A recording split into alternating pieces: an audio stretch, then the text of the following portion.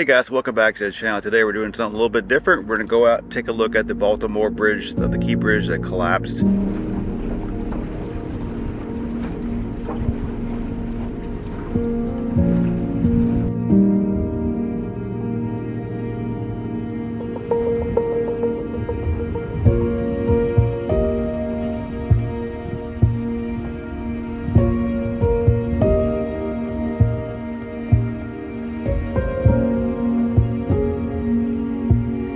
But today's about the Telesin ND filters for the Insta360 Go 3. Why do I need ND filters for a camera that's this small?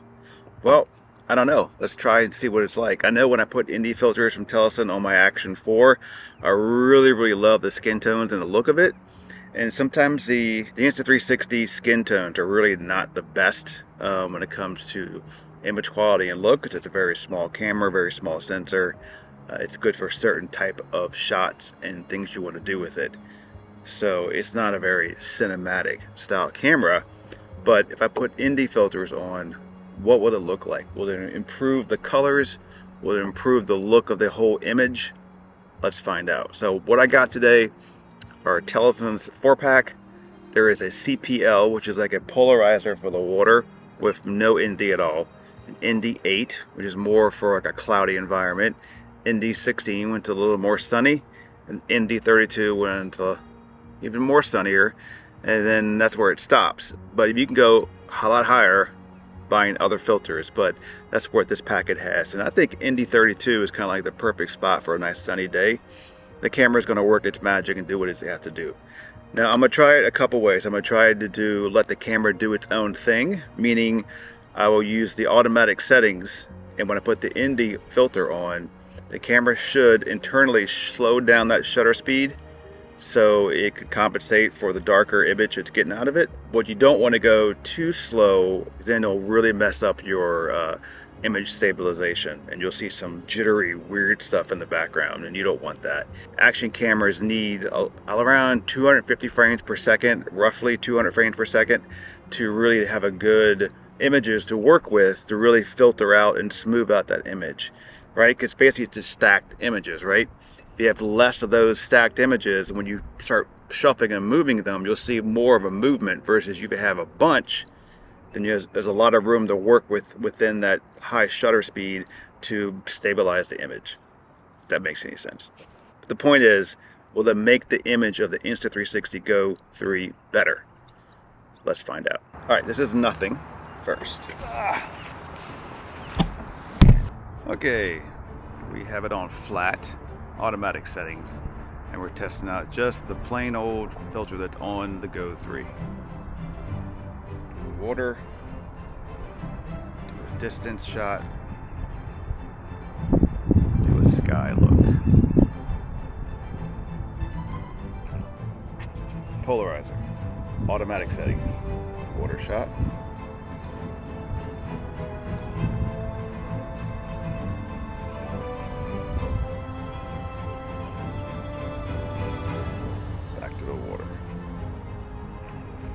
Skin tone look. Polarizer. Skin tone look. Skin tone look. Polarizer. Skin tone look.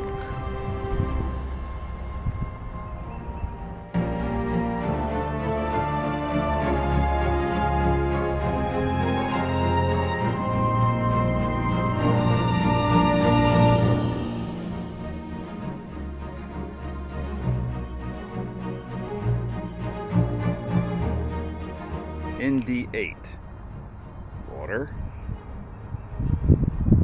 distance look, sky,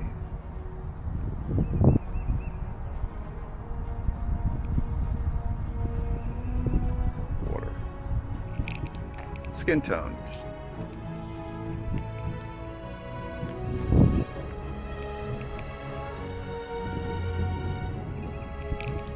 skin tones.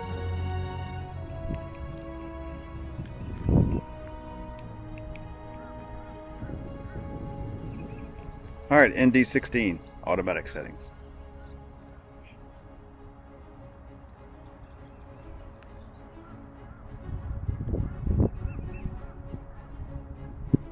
It's all on flat.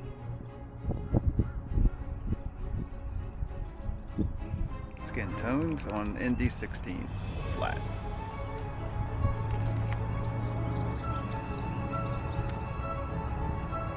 Skin tones on ND16 flat.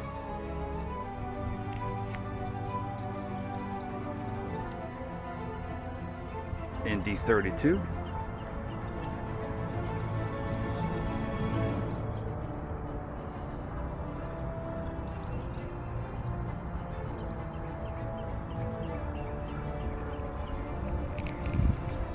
Skin tones for ND32.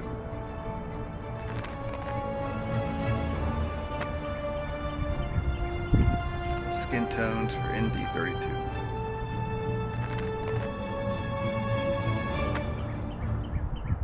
That was the automatic test. I'm gonna do, let's just do the ND32 and program it, or I'm gonna do actually vivid, bring down the shutter speed, and see what else I can do with it.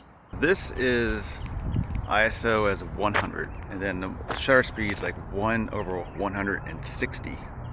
So let's see if the stabilization kind of gets affected a little bit.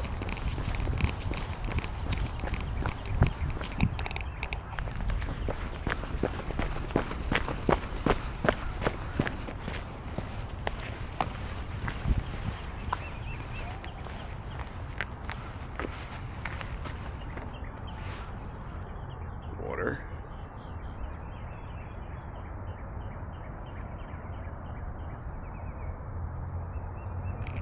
And then skin tones. This is the Insta360 Go 3 with nothing on. Back to vivid, all auto. Checking out the stabilization.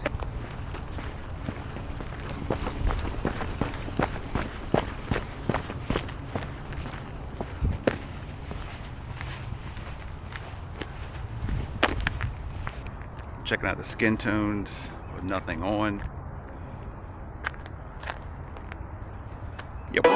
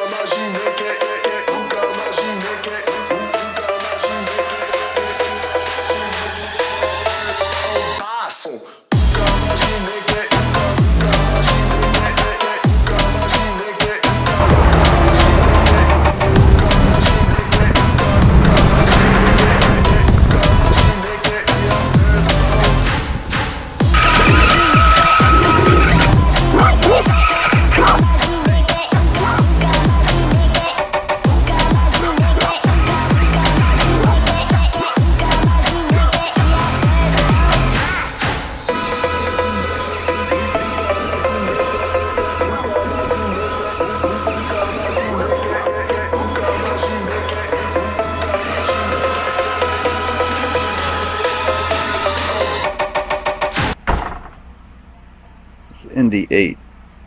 May not be enough.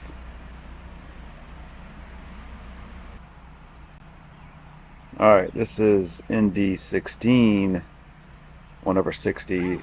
A little rain going.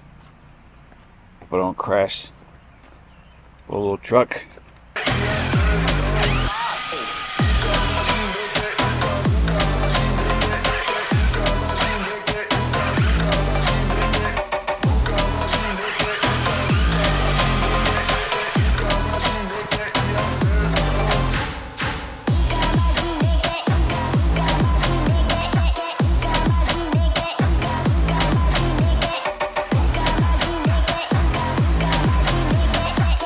On auto, so it should have a higher shutter speed, so this should look better.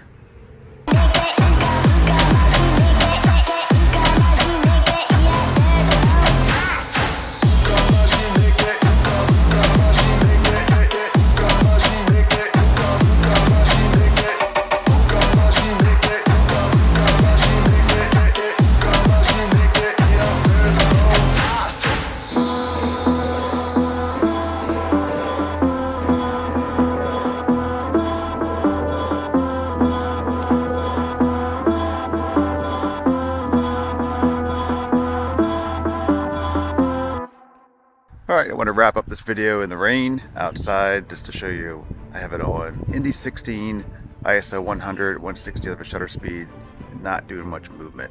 Because like any other ND filters, if you do too much ND filter on an action camera, it just kind of kills the stabilization. So if you're doing a lot of action, be careful how much ND you're going to put on. Now the CPL does look better on the water. It takes out some of the glare on the water, no doubt.